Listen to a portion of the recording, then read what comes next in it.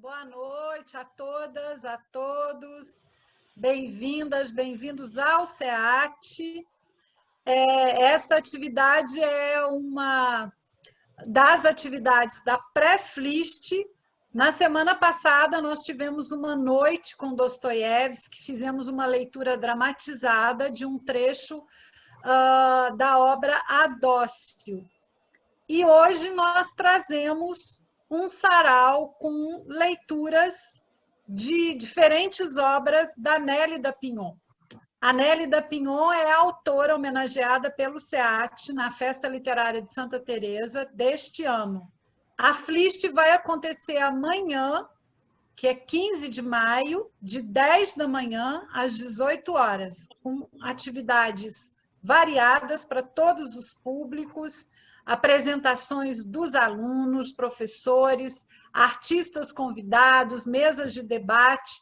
E vamos lembrar que esse ano o SEAT está homenageando a Nélida, o artista Vicky Muniz, e está prestando tributo aos 100 anos de Zequete, 200 anos de Dostoiévski, 100 anos de Maria Clara Machado, e temos como patronos Paulo Freire, que este é o ano do centenário do Paulo Freire, e em 2021 também nós temos os 50 anos sem Anísio Teixeira. E são dois educadores, pensadores muito, muito importantes, né? Para o SEAT, para a maneira como a gente trabalha na escola.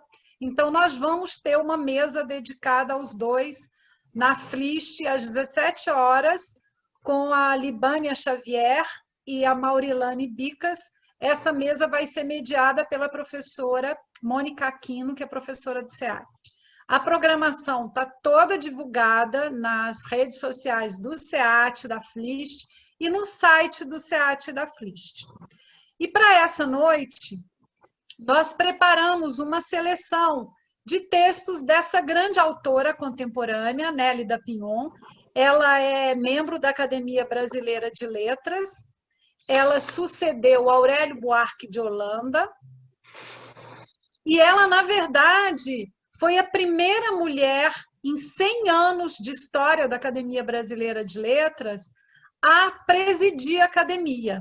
Então, ela tem esse pioneirismo, além de ter sido a primeira professora de criação literária da Universidade Federal do Rio de Janeiro. A Nélida nasceu aqui no Rio de Janeiro e, desde criança, ela era muito apaixonada pela escrita, né? E ela fazia pequenas histórias e vendia para o pai, para os familiares. Ela fez jornalismo e começou a atuar nessa área da literatura, tanto dando aulas, quanto fazendo trabalhos também de textos. E hoje ela tem uma obra bastante consolidada, com diversos livros publicados, romances, contos, crônicas, memórias, ensaios, fragmentos. E a obra da Nélida está traduzida em vários países, mais de 30 países. Ela já recebeu mais de 20 prêmios nacionais e internacionais, condecorações, títulos honoris causa. E é interessante falar que a escrita dela, essa prosa da Nélida, está muito mergulhada numa brasilidade, né? Ela está sempre olhando e pensando o Brasil e olhando para fora também. Então, é uma escrita que dialoga com o que a gente está vivendo, com o que a gente é e com o que nos rodeia, com o que está próximo de nós. O primeiro bloco, vamos trazer a leitura de memórias. O que seria, né, a memória se não fosse a fantasia? Porque essa produção da Nélida são memórias, mas elas são memórias que dialogam muito com o ficcional, né? E essas duas estariam sempre muito juntas, a fantasia e a memória.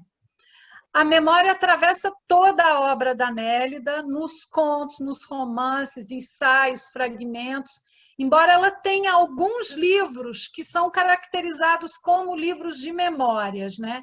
E, geralmente, são obras que vão falar muito da infância, da ancestralidade, da humanidade, e vão nos revelar labirintos metaliterários, porque ela vai falar do fazer literário, né? E nós trazemos aqui 3 livros nas leituras: Coração Andarilho, O Livro das Horas e Uma Furtiva Lágrima.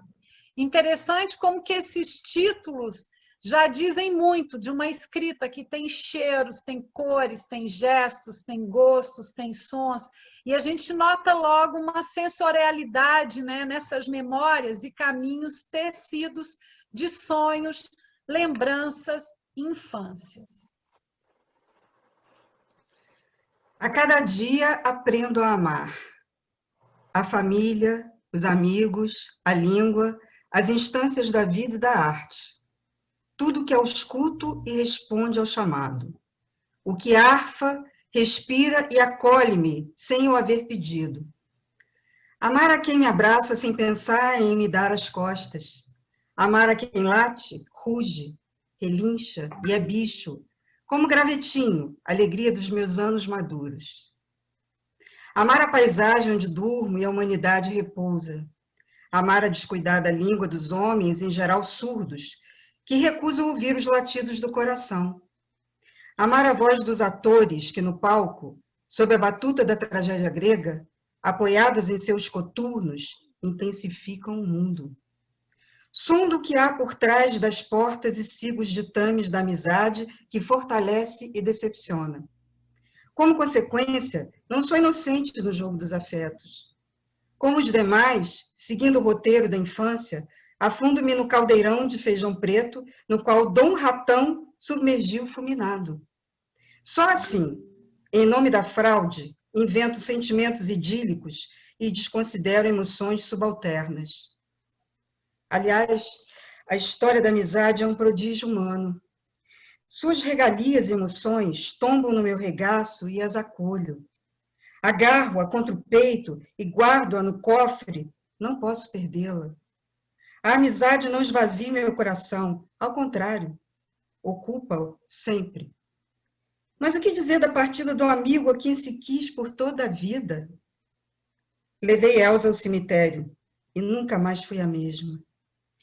Sua morte não é um legado. Sua memória, sim, além dos pequenos trastes hoje em minha casa, preciosos e transcendentes, me consolam. Porque esta amizade não se extingue, eterniza-se na saudade. Penso também que a amiga se foi, essa amiga que se foi sou eu mesma. Já não estou aqui, havendo perdido porções minhas. Mas sigo tendo a obrigação de me olhar no espelho, embora me canse deste rosto refletido no cristal. Sou múltipla. Falar em primeira pessoa requer audácia, mas é uma opção natural. Enquanto falo por mim, ou penso por mim, incorporo os demais à minha genealogia. Não ando sozinha pelo mundo. Ao ser múltipla, sou muitas. Minha linhagem reverbera. Tenho a memória de todos na minha psique. E o coletivo passa a me afetar. Aloja-me na minha primeira pessoa, que é uma experiência dramática. Ao mesmo tempo, é bom saber que estamos sós no mundo. Não nascemos de uma ninhada. Cumpro uma variedade de acordos ao narrar minha história, enquanto conto com o enredo de todos. E reverencio aqueles com quem compartilho vida. Termina sendo uma experiência que vai além da estética, da arte narrativa. Meu ofício. Escrever é o que sei fazer. Narrar me insere na corrente sanguínea do humano e me assegura que assim prossigo na contagem dos minutos da vida alheia. Pois nada deve ser esquecido, deixado ao relento. Há que pensar a história e os sentimentos a partir da perplexidade sentida pelo homem que, na solidão da caverna, acendeu o primeiro fogo. Uma furtiva lágrima. Coração andarilho. Sozinha, em casa, olho os objetos deixados pela mãe. Cuido deles com desvelo. Não deixo as suas pegadas se apagarem. Amo o universo da casa que resiste ao tempo. Detalhes consubstanciam o espírito do cotidiano. Mas ao reagrupar os bens da sala, noto mudanças. Alguns objetos se rebelam, recusam a presença de outros, dificultam meu empenho em lidar com as memórias. Ao perscrutar o mundo inanimado, investigo o abstrato e inatingível que sou. Torna-se um momento oportuno para questionar meu legado, apalpar o caderno de receitas da mãe, redigidas por ela, com as páginas amareladas e capa rosa. Um bem com significado simbólico que alimentou a família. Leio as receitas de sua preferência, provindas, quem sabe, de Helena Sangerardi, de Marcelino de Carvalho, Mirtes Paranhos, de Dona Benta, que em conjunto impingiram doses civilizadoras ao espírito do país. Ao conviver com tais receitas, urge descobrir de quem herdei temperamento, gosto, nostalgia e idiosincrasias. Para tanto, forço a memória a trazer meus nomes que se debruçaram sobre meu berço, deixando flores aos meus pés e o beijo da fada generosa. O berço vigiado pela mãe, que temia a vida me tumultuar precocemente. Prossigo na indagação. Não se trata de descobrir segredos tangíveis dos pais e dos avós. Seria desrespeitoso às suas memórias escrutinar suas vidas, eles que já se foram. Refiro-me aos laços pretéritos, aos antepassados que contrariaram reis e sacerdotes, havendo por isso sido entregues ao santo ofício, que, além de aplicar-lhes inauditas torturas, exigiam que se ajoelhassem pedindo clemência. Na Espanha, folheei documentos, agora em frangalhos. Fui aos cemitérios de Cotobade, fiz perguntas aos mais velhos, mas a tônica é o esquecimento. Ninguém se importa com o passado. Não tem condições de retê-lo.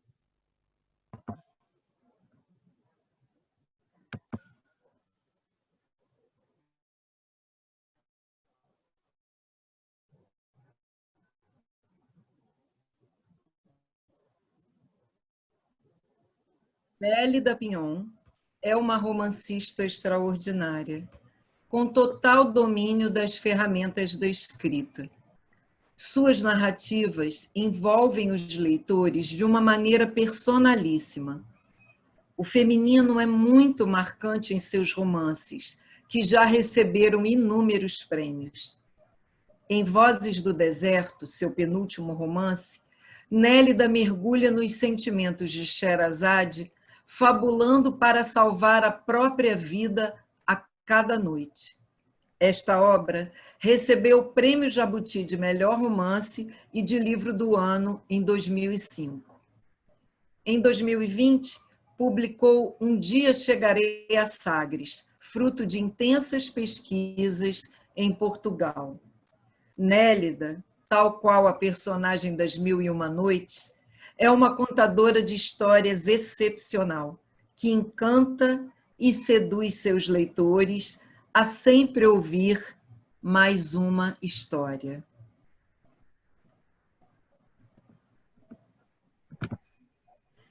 Um dia chegarei a Sagres, com tudo que sou. Não disponho de muito. Arrasto comigo a humanidade que o avô me ofertou. Meus descontos, um único legado. Indo para Lisboa, dormia ao relento, sob as árvores cujas raízes, tão velhas, viram o começo da terra, o alvorecer e o crepúsculo. Ao abrir os olhos, quase cego pela incipiente luminosidade do dia, abraçava os troncos para me transferirem sua magnífica antiguidade. Cedo entendera que a natureza, além de golfar minha aldeia, o entorno humano, reinventava a história dos homens. Cedia-lhes alimento e a coragem de guardar na memória o que lhes parece verossímil. Um dia chegarei a Sagres.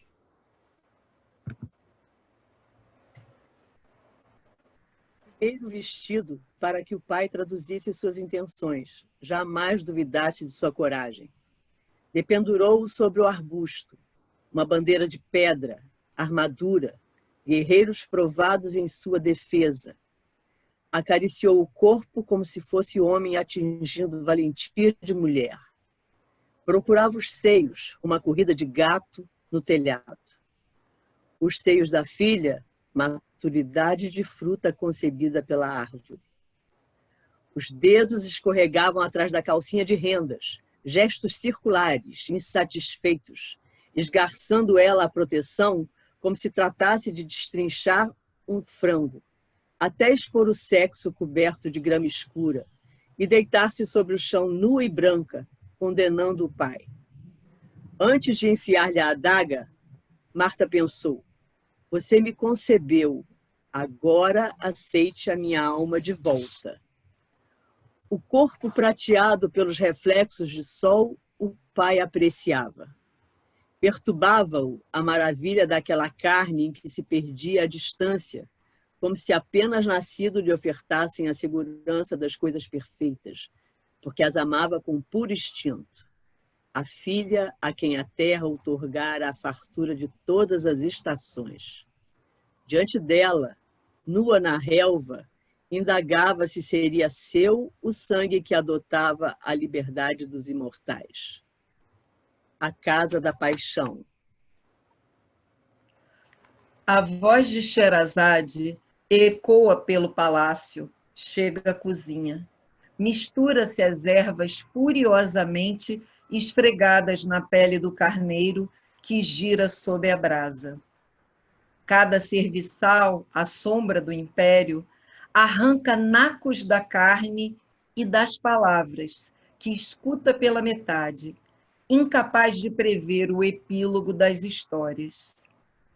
A arte que ela exercita à beira da cama deve parte da sua fabulação à vida do mercado de Bagdá e aos relatos concebidos nos serralhos dos palácios árabes, onde as favoritas registraram em palavras simbólicas vedadas aos amos suas frustrações, e que, ao transmitirem de mãe a filha, estabeleceram parâmetros básicos entre suas sucessoras no harém do califa.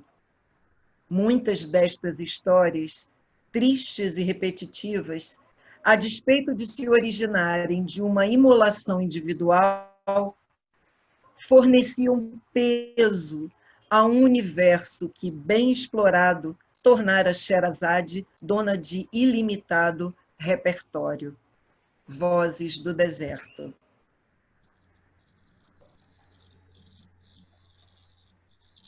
Por definição, o conto é um texto narrativo centrado em um relato referente a um fato ou determinado acontecimento.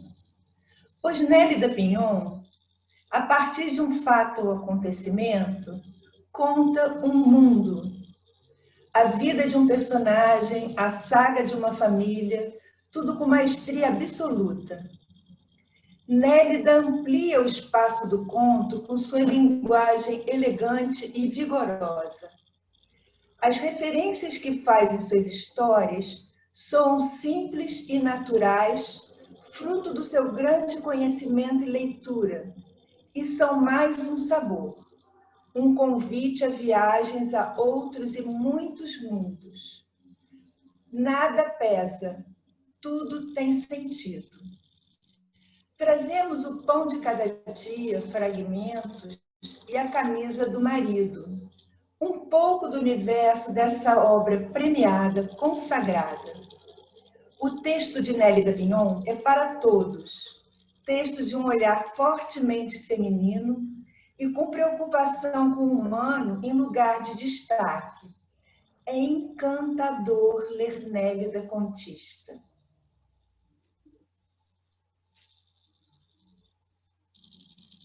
Simulacro de palha.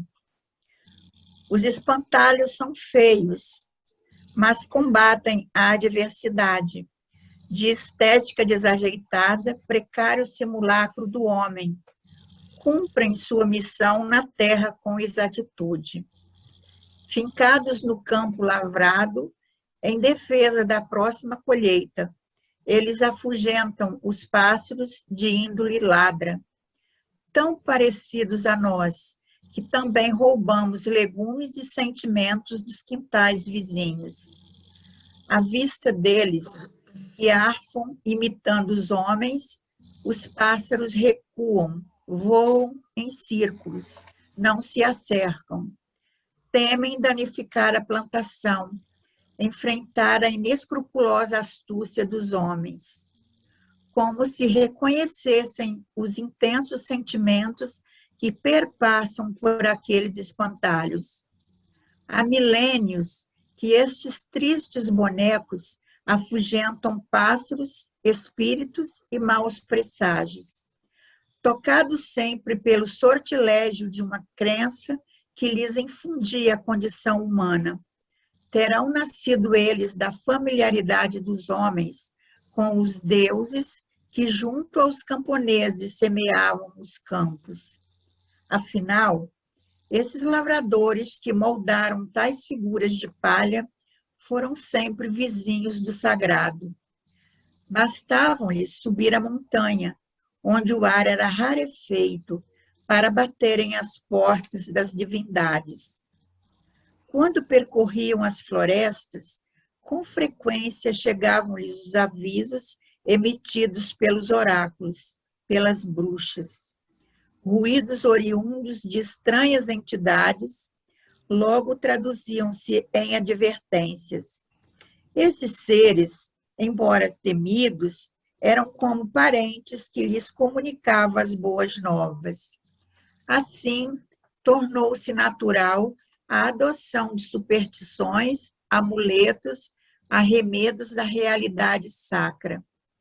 Através de semelhante repertório, melhor conviviam com os deuses que lhes queriam disputar a realidade e que, sob o apanágio da magia, elaboravam enigmas com o propósito de dificultar o acesso do homem à própria misteriosa Gênese. Não queria o homem liberto, sob a égide do sol, a confundir-se com um Deus que sua destemida imaginação decidisse forjar. Ao cair da noite, porém, sozinhos no campo, os espantalhos perdem sua pompa humana. Não tem por quem velar. Os pássaros também dormem.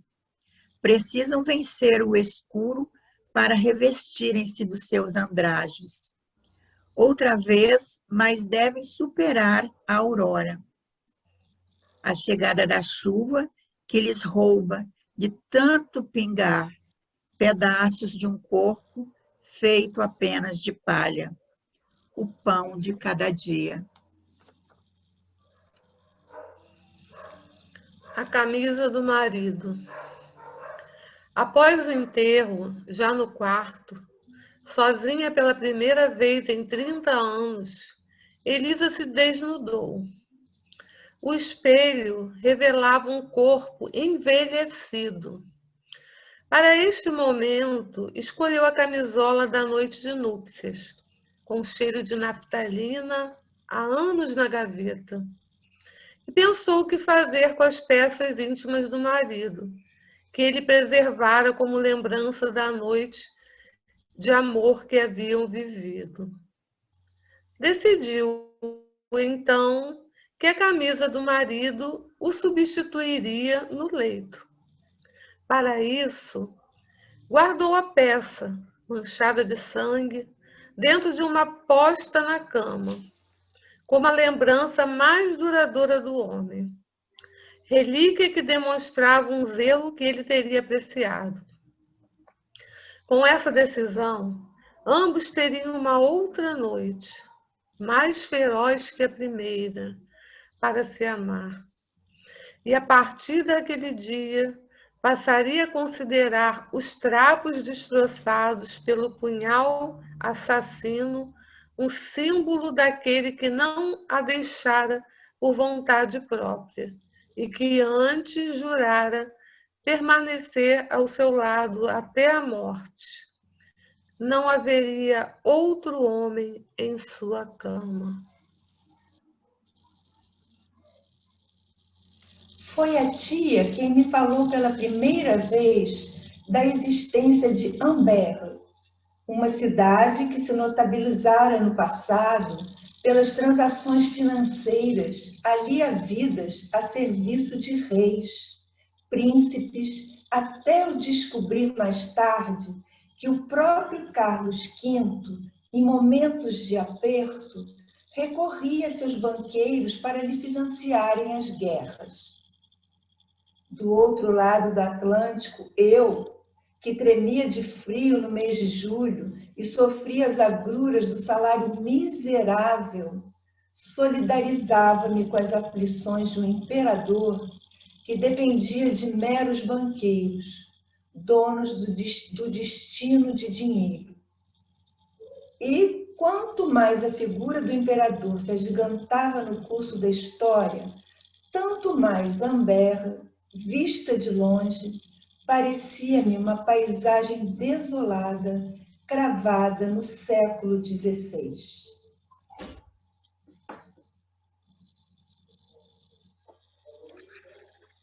Nélida domina a arte de fazer ensaios, de pensar e escrever sobre livros, autores, lugares, lembranças, mitos. Temas distintos e variados.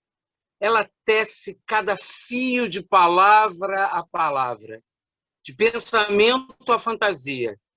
Sua trajetória de leitora e de escriba revela uma artesã de palavras, em tecido narrativo que dialoga com a realidade de agora e de ontem.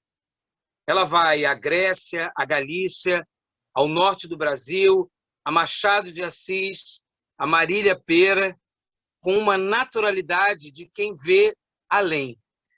Ela nos conduz à Troia, à história, aos mitos e à ficção, de mãos dadas. Trazemos aqui Aprendiz de Homero e Filhos da América. Muito bom ouvir Hélida. O país chamado Brasil. Frequentemente, faço a mala e viajo pelo Brasil.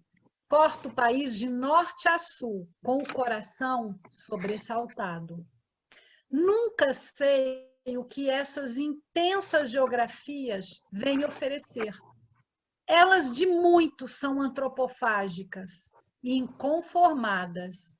Não permitem uma apreensão mesmo de caráter artístico.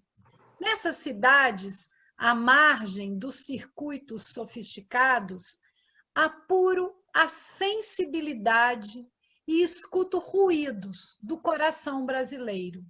Ele lateja, mas não fala. Não explica a arqueologia que antecede o momento mesmo da sua histórica fundação. Busco por essas terras e por esses rostos de etnias caprichosas uma matriz comum a todos nós. Deparo-me apenas com um cristal esfacelado que reproduz, para minha surpresa, 1000 versões de um só nariz. Sou tentada a crer que, a despeito do meu esforço intelectual, movido a carvão e a paixão, não consigo ser contemporânea do meu próprio país. Isso é, ao falar dele e por meio de um discurso teórico, resvalo no absurdo, no falso. Crio a estética da ilusão, da realidade forjada, segundo a minha circunstância modesta. O país como um todo me sobrepassa. Ele é de natureza voraz, antropofágica. Devora, sim, mas nem sempre devolve o que leva dentro. Há, às vezes, uma insolvência verbal em sua mais profunda esfera. Uma distância invencível entre o que nós dizemos dele e o que ele arrasta dentro das entranhas, como sua verdade. Os recursos de que dispomos provam-se insuficientes para falar dele e da sua produção literária, como se ele nos sussurrasse: fale de mim com o coração inquieto. De Filhos da América. A memória secreta da mulher. Há muito sirvo a literatura. É com corpo e memória de mulher que analiso a minha espécie. Sob a custódia de tempos imemoriais, visito aleatoriamente os gregos clássicos, os persas, os habitantes do Extremo Oriente, as civilizações gastas e dispersas, mas vigorosas. Sempre no permanente esforço de buscar, entre tantas memórias, evocações, escombros, a história feminina. De tentar saber de que matéria, de que tecido ela foi se fabricando. Essa memória que, afinal, esteve em todas as partes, em todos os tempos, desde a fundação do mundo. Essa memória que, havendo partilhado intensamente da invenção da linguagem humana, enriqueceu-a com um mistério peculiar da sua emoção de mulher. Alimentou-a de sobressaltos marcados pelo perene mutismo a que esteve condenada, e que, conquanto tornou-a quase afásica, não dava trégua à realidade de que também fazia parte.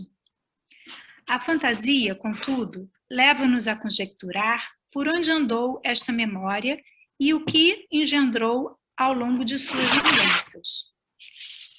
A afirmar que na consecução do enigma humano ela esteve presente na Bíblia e que, partícipe do Antigo Testamento, teve sobejas razões de ressentir-se com o Deus hebraico que pregou à exaustão sua cumplicidade com os profetas, com os homens eleitos, em contínuo detrimento da mulher.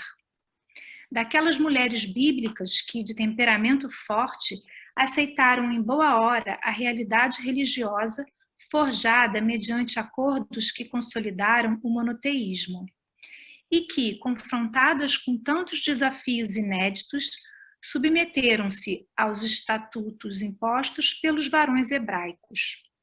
Sabedoras elas, de antemão, que Jeová, ao recusá-las como ativas interlocutoras, estavam lhes causando intensa mágoa histórica.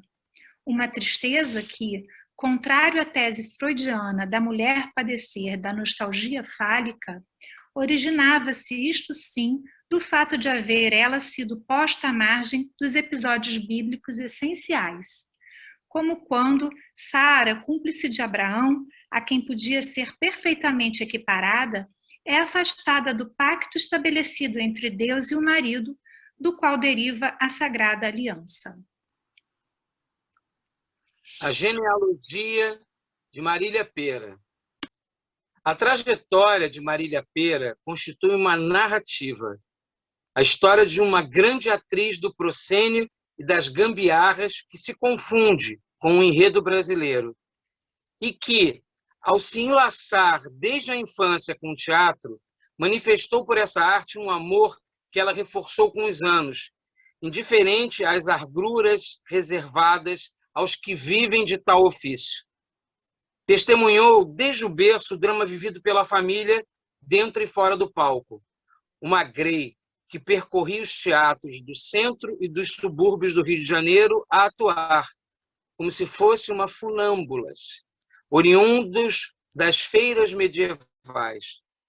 Uma experiência andarilha da qual Marília Pêra extraiu a sensação de repartir arte pelos grotões do Brasil enquanto colhia moedas. Devotos da representação, os Marzullo, de origem italiana, e os Pêra, de procedência lusitana, transladados para o Brasil, deram uma sequência a um desígnio que os lançara à aventura de reproduzir no palco os segredos da vida. Apostaram sempre no caráter universal do verso, que emitiam em cena, e cujos autores revelavam as faces ocultas da tragédia humana, em nítido desafio às convenções sociais. Obedientes, eles, à cartilha a lhes indicar que regras artísticas se adaptavam ao teatro então montado no Brasil. A família, de linhagem teatral, formava uma verdadeira dinastia que confundia arte e entretenimento, enquanto transmitia à filha mais velha, Marília Pêra, os fundamentos da arte praticada no palco. Aquelas noções exemplares que forjavam a essência dos artistas capazes de empunhar a tocha da arte sem deixar tombar no solo, de Os Filhos do Silêncio.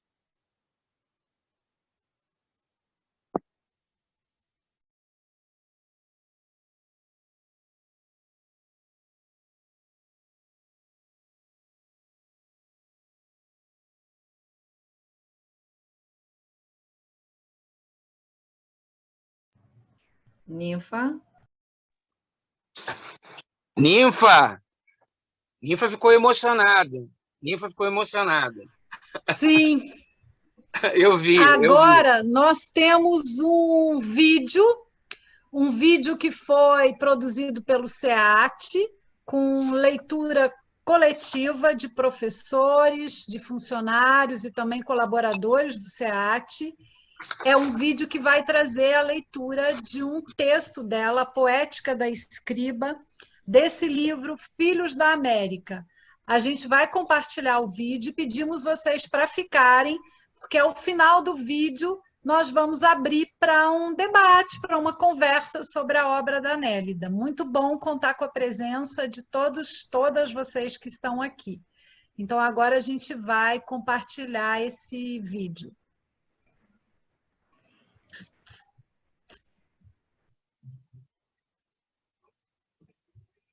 Só um instantinho.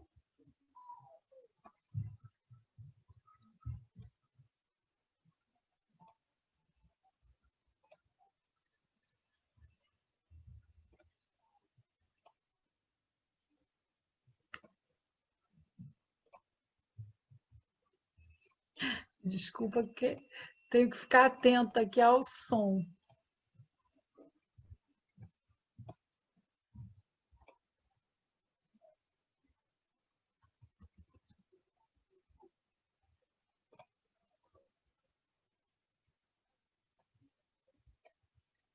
Nélida Pinon, uma das maiores escritoras brasileiras contemporâneas, é a homenageada na 13ª FLIST, Festa Literária de Santa Teresa do SEAT, Centro Educacional Anísio Teixeira, no Rio de Janeiro. Formada em jornalismo pela Pontifícia Universidade Católica do Rio de Janeiro, Nélida foi editora e membro de conselho editorial de diversas revistas no Brasil e no exterior.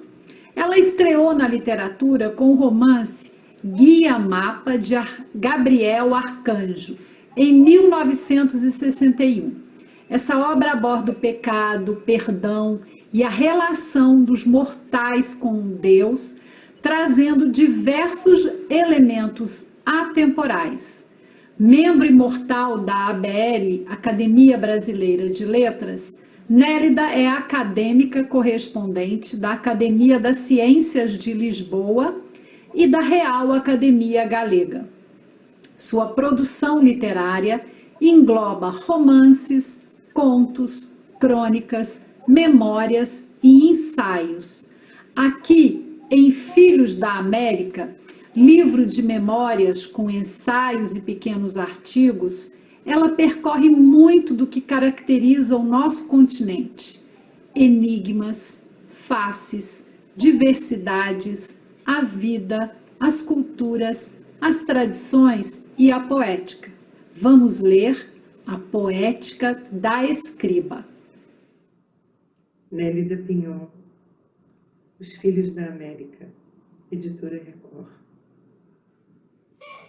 A Poética da Escriba. Despeço-me da Cátedra José Bonifácio, da Universidade de São Paulo, onde fui acolhida ao longo do ano de 2015, com o sentimento de haver fecundado minhas memórias com um tempo benfazejo. Um período que me ensejou imergir nos enigmas ibero-americanos como se frequentasse meu próprio coração, graças ao qual perscrutei sistematicamente as matrizes do fabulário ibero-americano para melhor entender um continente que, conquanto sujeito a contingências históricas adversas, como servidão e tirania, jamais renunciou aos proclamas da arte, sacrificou a densidade poética da língua, soterrou os mitos fundadores, essenciais para a formação de sua psique, ou mesmo abandonou o casulo familiar de onde nasciam histórias e o hábito de contá-las. Tal resistência de dimensão moral favoreceu que esses povos enfrentassem conquistadores e déspotas com a arma das artes, um instrumento mediante ao qual exerceram a liberdade de criar sobre as matérias com que o mundo se apresentava, enquanto, a despeito da escassez de recurso, alcançaram a plenitude da criação através de seus artesãos, intérpretes, criadores, cônscios, eles de que, ao lograrem o domínio das regras e dos enigmas da alma, acendiam automaticamente a lamparina do coração humano e venciam o obscurantismo que lhes era imposto. Estas injunções reflexivas reforçaram minha noção de que a liberdade, mesmo cultuada no cativeiro, esteve sempre ao alcance da quimera humana. E isso por ser da natureza intrínseca da liberdade clamar por um destino que se alce acima das contingências cruéis e supra os homens com asas que conduzam os acertos e desacertos da arte, renovando-lhes a crença de que, sob o amparo do verbo libertário, se povoa o mundo com a ilusão criativa, sem que as realidades contraditórias e injustas predominantes no continente empanassem o brilho dessas civilizações calcadas em atributos que se semearam maravilhas. Patentearam ideários e esculpiram por meio da argila monumentos que conferiram credibilidade às utopias. Como ibero-americana, herdei a arte e o fardo histórico. As tradições do mundo atuam em mim e induzem-me a aceitar o desafio de ser arcaica e moderna ao mesmo tempo, a enxergar a América com um olhar inovador, forjado por uma pletora de genes cuja cartilagem me concedeu uma pele tisnada, pigmentada pelas cores do arco-íris. O regalo de uma mestiçagem que me credenciou a entremear meu imaginário com narrativas cujo epílogo oferece o desenlace e a mortalha. A palavra é amada no continente. Ela dardeje perambula pelas ruas. Ao soletrá-las, menina ainda, descobri haver nelas uma pedagogia sedutora, uma sonoridade que amalgamava casa e pátria. Descrevia o real, adicionava e subtraía significados. Tinha o dom de integrar uma massa ígnea, feita de ossos, carne, membranas e cérebro, ao imaginário coletivo, a fim de que eu, ao expandir o verbo, catasse em meio ao feijão o bem e o mal, as sobras afetivas, a paisagem brasileira. O verbo, contudo, com que forja a literatura e encena o mundo, é pura representação. Um ato voluntário que teatraliza quem somos e denuncia ser da escritura e inscrever as consignas humanas nas paredes das cuevas de Altamira, na casca das árvores, na gaveta da cômoda escondida em um albergue, em algum grotão que celebra as matrizes civilizatórias engendradas ao longo de milênios. A cada frase, no entanto, me defronto com a moral da arte. Ela ronda minha casa, bordeja o abismo da consciência e a voragem da linguagem. Desgoverna o espírito de quem cria, que sou eu. Torna a narrativa uma construção mental a serviço de implacável egética. Daí, suspeitar que a simples leitura de um papiro que emergiu das trevas do tempo resume os momentos constitutivos da gênese humana e enseje o salto acrobático que vem da caverna até a poltrona do homem contemporâneo. O texto é a força-tarefa do escritor. Sobre a área do pensamento, cada página aguarda que lhe adicionem o que lhe falta. O próprio personagem, concebido pela ilusão do autor, se ressente de não ser um corpo soberano, quando acaso lhe falta o caráter arquétipo que lhe permita replicar a mim e ao vizinho ao mesmo tempo. Coordenar, porém, as assimetrias do cotidiano e o desmedido território da imaginação é uma façanha que excede os feitos de Hércules. Fugaz como sou, cedo à urdidura narrativa o epílogo da história. Libero, de repente, personagens do passado para que se misturem à composição dos seres do presente. Assim, Écuba e Príamo, advindos de Troia, exigem que Homero lhes prorrogue as exigências, e as fiandeiras de Velázquez, sem minha licença, elaboram exangues o futuro.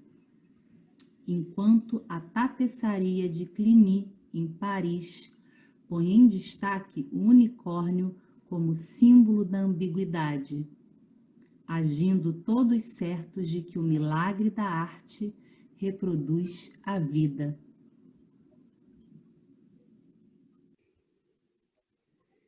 Reflito sobre a literatura, no afã de me alforriar. Bem sei que a invenção literária irradia os caprichos humanos, afia os instrumentos que engendram o desassossego e nos faz crer que os sentimentos, sob a custódia da linguagem poética, se aconchegam nos intertícios do mistério onde jazem. Assim, exerço um ofício que depende da crença na imortalidade da arte, da confiança de que uma história bem contada desperta lágrimas. A lágrima que inunda o peito do vizinho e lhe expõe o humano, destituído de lógica e razão. Não nasci em Micenas, onde repousarei um dia com a máscara dourada de Agamenon, mas sou de um século que me acorrenta a uma plataforma temporal da qual descortino o limitado horizonte civilizatório. Falta-me, assim, o sortilégio de escrutinar a realidade provinda do olhar de 360 graus. Sem que me sirva de consolo estar sob a guarda de milenares e contemporâneos. Contudo, a literatura é minha morada. Graças a ela, não tenho limites. Decifro a vida alheia, resgato utopias soterradas, acautelo-me com as lacunas da alma e luto por criar a frase que me qualifique junto ao coração do meu bairro e corresponda ao apetite voraz do Brasil. A literatura, porém, é epifânica. Fala com o pensamento que brota do espúrio, dos ditames do coração. Amealha resíduos que moldaram as imaginações dos povos. Incrustada na língua e na memória, em seu frontispício a vida se convulsiona e a obra de arte ali se situa. Observo a lagoa onde moro. Diante da minha janela cintilam os veios auríferos da arqueologia brasileira. Observo do alto as senhas da identidade pátria, o leque mitológico que formou nossa psique.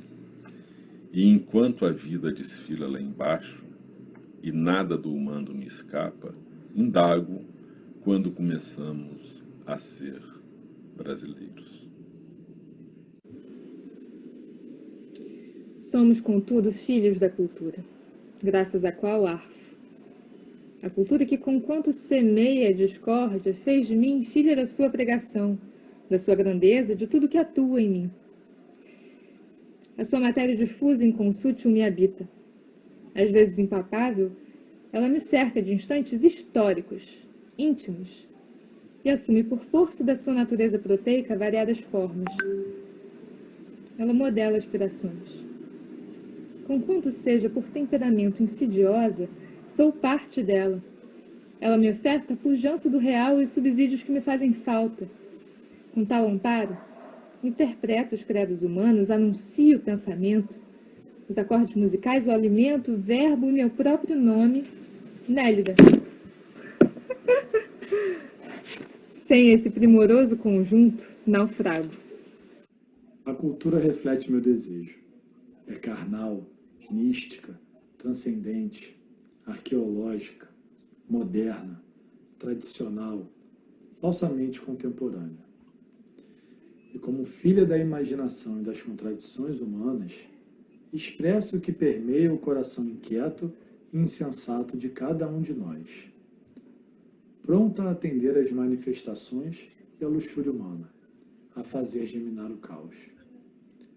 Ao longo dos milênios, ela superou a cada hora, acumulou saberes e intrigas com os quais propiciou argumentos que validassem a arte e o humanismo, enquanto nos aliciava com a promessa do mistério capaz de vencer os umbrais do mundo.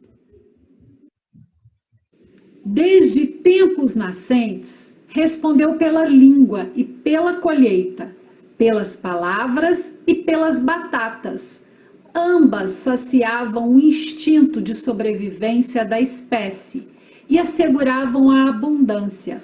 A fartura presente no pensamento americano, desde os primórdios pós-colombinos do século XVII, que o Inca Garcilaso encarnou. O erudito que introduziu no debate cultural, eivado de princípios incas, a abundância como um princípio que, dando sentido à vida, acreditava que a economia inca, com dimensão cósmica, corria paralela à cultura. Os saberes do mundo estão ao nosso alcance. Sob uma visão antropológica, cultura é tudo que jaz sob o manto da moradia, do alimento, dos trajes, da pintura, da construção, da música, do pensamento, da escrita, da narrativa. Portanto, tem patente cultural o que gira em torno das múltiplas maneiras de o homem inventar o cotidiano, expressar aflições e o temor da finitude, subsidiar os laivos ilusórios e os sonhos desatados, propugnar pelo pão e pelo ouro. Diante do exposto, a cultura desperta alvoroço, assombro. Desde os gregos alcançou o ápice da tragédia, sujeitou os homens ao beneplácito dos deuses. E mesmo hoje, espelha um conhecimento que requer renovação, novos discursos, o advento da criação inovadora. Com tal aptidão dramática de se ocupar do onírico e da carne desencarnada, a cultura não discerne, não expurga, não distingue entre o bem e o mal. Sua moral, pois, é espúria, presta serviços indistintamente a todos os povos, a todas as classes, a todos os tempos, às civilizações havidas. Aos intérpretes ferozes que emergiram da noite dos tempos, fazendo reverberar ao mesmo tempo a linguagem do medievo escatológico e dos salões de Versailles. O certo é que a cultura não nasceu, não há uma data para festejar. Apoteótica e minimalista, ela esteve sempre no mundo. Assim, já ao amanhecer, ela reivindica o café da manhã, os bonecos de barro expostos nos mercados, as frituras feitas na gordura de porco. Com a Constituição e a lei do mundo em seu poder, ela aciona essas atividades criativas que alçam a humanidade. Seu mérito é tal que seus valores prestam a importação a trazer dívidas para casa, ao simples som de um bolero. Vende-se um eletrodoméstico, ou que seja, um livro, por exemplo, cuja beleza de uma fase, quando chega traduzida ao regaço de um estrangeiro ávido pela narrativa, transfigura a estética humana. Não se estranha que ela possa dissolver divergências, facilitar reconciliações, multiplicar o repertório das ideias e dos feitos, oferecer aos que vivem na expectativa de um milagre o talento que emana da arte. Enriquece a civilização. Esta arte, contudo, que viaja, pode ser de repente uma arma mortífera quando colonizada ao vizinho. Menospreza seus haveres, mas a arte é a melhor parte do coração humano. Alojada no epicentro da criação, sua gênese brotou a partir dos instrumentos culturais postos à sua disposição, a fim de pregar reformas estéticas e a progressista cisão social. Julgo que a cultura não prescinde de intuição, oriunda dos grotões do inconsciente. Sob seus efeitos, ela ilumina o meu fazer poético. Persuasivos como são, asculto os desígnios secretos da arte narrativa. Enxergo além do previsto. Com essas linhas auxiliares que acolho, dou as costas às regras que cerceiam a liberdade de criar. Vive sempre da cultura, do seu humanismo, mas pouco sei das suas entranhas, de como enveredar por atalhos que me levam ao âmago do saber. Afinal, a cultura não é amena, nem sinônimo de felicidade. Surgiu certamente das catástrofes, do temor aos deuses, das condições desfavoráveis, da imaginação desabrida. Sim, do arsenal de metáforas, fantasias, imagísticas, fabulações. Das substâncias empenhadas em travar combate com o cotidiano banal, com a obsolescência que nos impõe antes mesmo da morte biológica. Como o capacete do deus Hermes, que lhe permitia ver as entranhas dos lares sem ser visto. A cultura é invisível, está em toda parte. Mercurial, ela emoldura o sublime, o monstruoso, o benéfico, o nefando. Metaboliza a existência, a turbulência anímica. Injeta na arte efeitos que minimizam ou magnificam as ações negativas. Alastra igualmente no espírito do Criador a semente da falsa quietude, da inconformidade, da perenidade do verbo, da colisão com o real. Contudo, a despeito da coroa de espinhos que adorna santos e pecadores, a cultura é a alegria dos homens, a joia que ilustra a humanidade.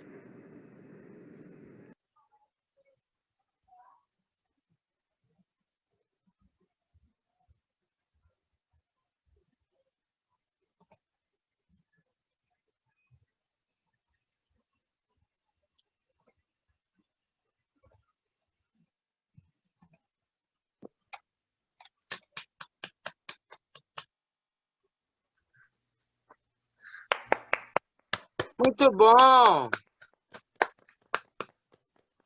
Esta é Nélida, né? Agora a gente abre para uma conversa, um bate-papo.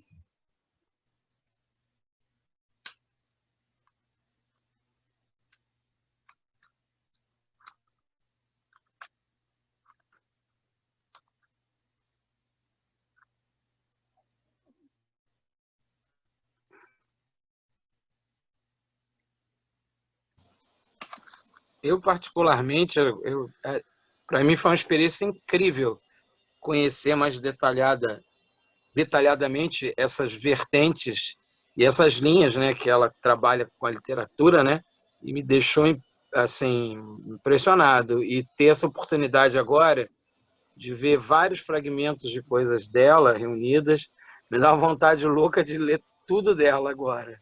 Eu acho que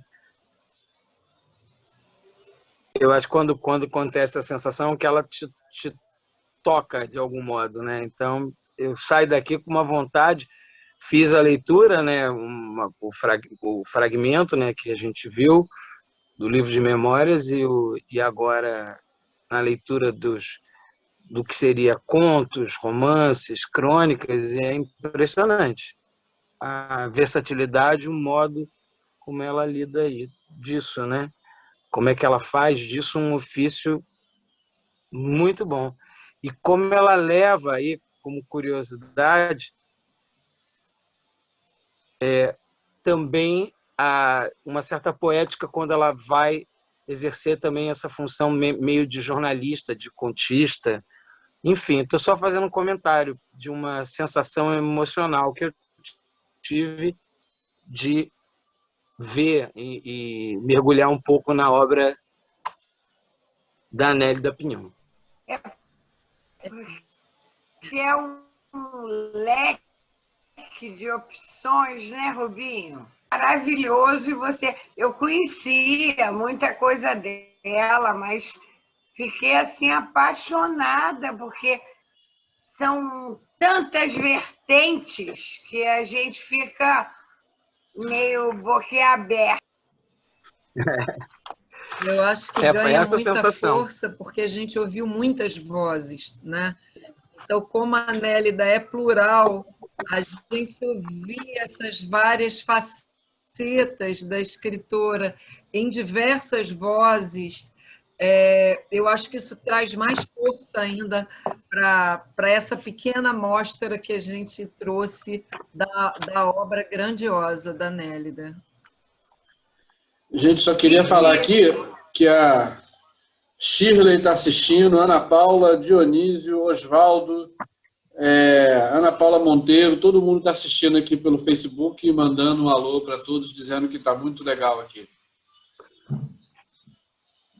Um abraço nosso também para todos vocês que estão nos assistindo, que também vão nos assistir depois. Tem uma fala da Nélida, e eu já tive a grata oportunidade de assisti-la, acho que na Festa Literária de Petrópolis, também no Instituto Cervantes.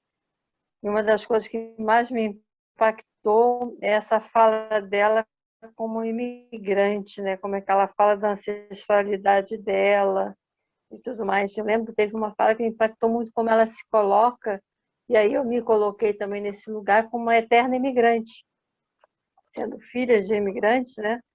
E ela fala isso com uma emoção, não só com uma emoção, com carinho, com uma potência tão grande que me identifiquei muito com essa fala dela, muito, muito.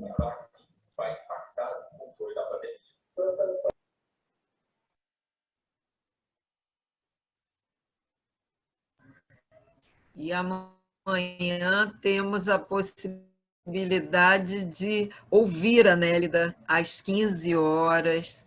É imperdível ouvi-la, não só ler a sua obra, como ouvir a Nélida.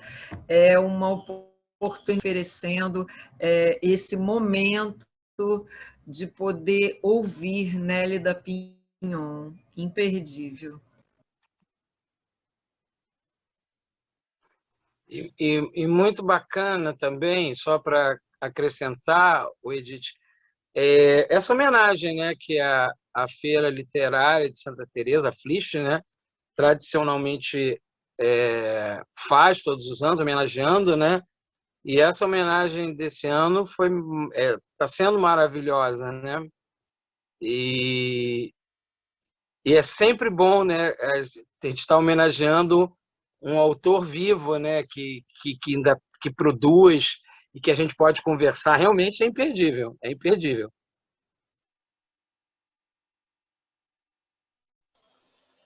Ó, o Adalto de Oliveira Aqui também. É o último.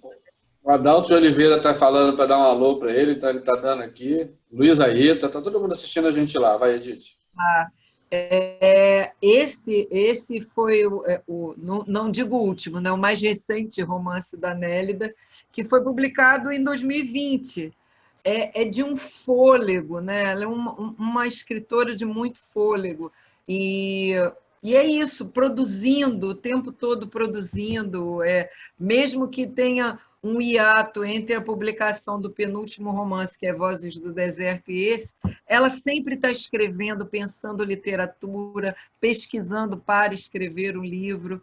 Então, assim, ouvir a Nélida falar do processo dela de escrita, uma escritora que está fazendo 60 anos de carreira literária, e tão premiada, tão reconhecida merecidamente, é admirável e merece todas as homenagens.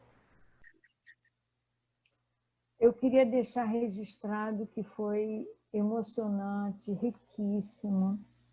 E, nesse momento, eu queria aplaudir a toda a equipe do SEAT, incansável, que é o segundo ano que coloca tudo de forma virtual e não permite que deixe acontecer, para não deixar acontecer. Então, assim, é uma noite realmente brilhante. Mais uma vez, a equipe do SEAT que tem uma turma que eu conheço bem, fico perto, mas eu sei que para tudo acontecer precisa de muita coisa. Não é fácil, a gente depende de eletrônicos, depende de tanta coisa, né? Dar certo. Então, eu queria deixar registrado que ter participado desse evento, essas leituras, foi extremamente emocionante, esperançoso, tá? E que o meu desejo é que ano que vem a gente homenageie de uma forma presencial, para que a gente possa se ver mais, né? Estar presente. Obrigada pelo convite. Eu também vou aproveitar a oportunidade para agradecer estar aqui com vocês e gostaria de estar sempre com vocês. Foi muito enriquecedor. A experiência foi emocionante, em todos os sentidos. Muito obrigada a todos vocês. Essa forma coletiva de ler, de compartilhar, ela dá vida, dá fôlego a gente, né? E a ideia desse vídeo coletivo que nós passamos, ela surgiu porque o Oswaldo, o professor Oswaldo Martins, que está aqui, ele tem feito isso com um grupo de poesia. E compartilha no canal do YouTube da editora Texto Território. E eu acho que é uma experiência muito boa de você ter várias vozes lendo um texto de um autor, de uma autora. É como se a gente desse as mãos nessa virtualidade, nessa coisa chata que é a internet, que é computador, que é celular. Isso, de certa maneira, sim, nos acolhe, né? E nós contamos, então, com a orientação do Oswaldo para fazer isso. Foi ele que selecionou e dividiu os textos entre os colegas do SEAT, e a Bia White, a nossa designer, que montou esse quebra-cabeça aí de leituras, né?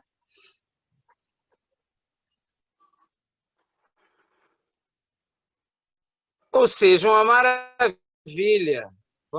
Tudo muito bacana, muito... Não, Com certeza, emocionante, lindo, de arrepiar, né?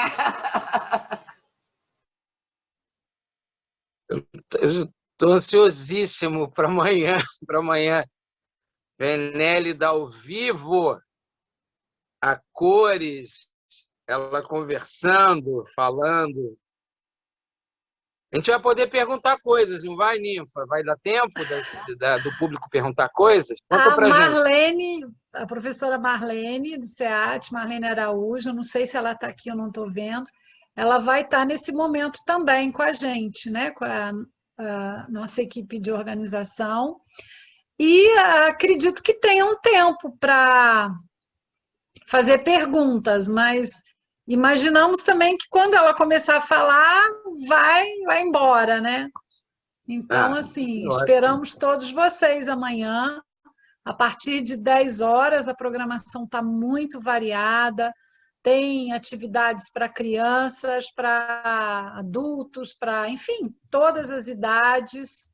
Às 11 horas tem 2 contações de histórias para crianças e para a gente também, né, que gosta de história. O pessoal do Instituto Tiar vem e o Varley Goulart, dos Tapetes Contadores de Histórias, também. Então, vai ser, assim, uma manhã e uma tarde com mesas, debates, histórias, oficinas. Tem 3 oficinas de professoras do SEAT, a Teca, a Gabriela e a Maslova. As oficinas são simultâneas, aí tem que escolher uma. Isso vai ser tudo feito na hora.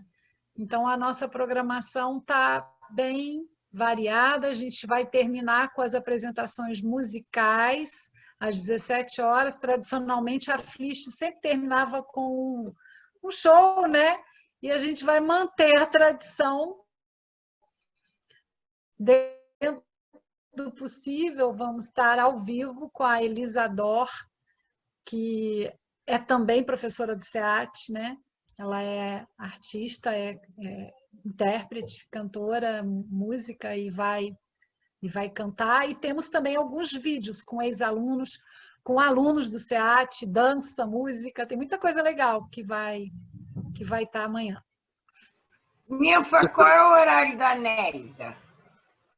3 da tarde. O link é o mesmo.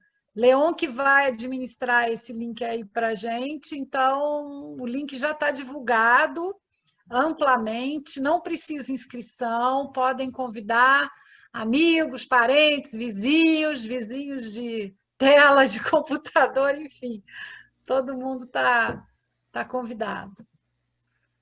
Eu aconselho... É esse link que a gente está usando agora? Ou é outro link? Não, é outro. Vamos colocar aqui e o link está divulgado nas redes sociais do SEAT, no Instagram, no Facebook. Até para divulgar. Sim, e da Flicht também. A gente coloca aqui o link. Não, eu ia falar que levem suas canecas de café, pratos de almoço, bota em frente que tem uma programação, vai ser melhor do que qualquer televisão, hein? Não vão assistir Rede Globo, não, ouvir Luciano Huck, não, que olha, nossa programação está muito melhor, viu? Muito melhor, tá bom? O Binho só pode água e café? Não, pode também um drinkzinho, uma biritazinha, um vinhozinho. Sabia, Márcia, sabia que você estava com um vinhozinho aí, muito bom. Muito bom, sim. O problema é que eu não vou poder fazer isso. Nem eu, nem Leon, nem ele vai poder fazer isso amanhã. Se a gente começar a tomar um vinhozinho às 10 da manhã, a gente não chega até às 5 da tarde, né? Mas, enfim, aproveitar, né? Porque eu acho que é um momento difícil que está todo mundo passando, né? E esse momento trabalhando com arte, com cultura, com entretenimento. E é também um ato de resistência, né? 2 anos sem a gente poder realizar a nossa Flicht, que era um grande sucesso no sentido de público, de aceitação, quer dizer, acontecendo todos os anos, né, no Parque das Ruínas, e a gente tinha uma média de 20 mil pessoas por dia. Então, é um ato de resistência a gente continuar aqui fazendo, né? Muito bacana isso. Enfim, eu vou preparar meu almoço, vou ficar... Porque eu vou estar o tempo todo também, fazendo um bando de coisa, né? Leon também, né, Leon? Parceirinho. Vai ser bom, vai ser bom. Tamo aí, tamo junto. Gente, queria dizer que vocês arrebentaram na leitura. Adorei. Foi bem emocionante a parte que vocês leram. Foi muito bacana. E a sua edição do vídeo ficou maravilhosa, viu, Bia? Não, mas eu estou dizendo antes, quando vocês leram antes. Foi muito bacana, foi muito legal. Aí ficou maneira. Muito legal a edição, gostei muito. Parabéns do vídeo. A Bia acerta de vez em quando. Essa ideia de botar foto e a pessoa falar é sensacional. Ficou lindo, aquilo em preto e branco e aí colorido quando fala é um espetáculo, né? E salta, né? Dá uma dinâmica, assim. Dá uma dinâmica, é verdade. Não fica passando de um quadro para o outro, né? Achei também. Muito bom. Parabéns. Parabéns mesmo. Obrigada. Parabéns tudo que aconteceu aqui hoje. Maravilhoso. Muito bem, parabéns.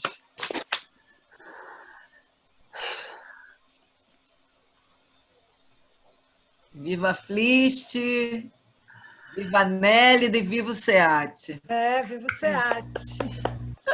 Viva! Valeu, gente! Beijo! Muito bom! Até amanhã, né? Até amanhã!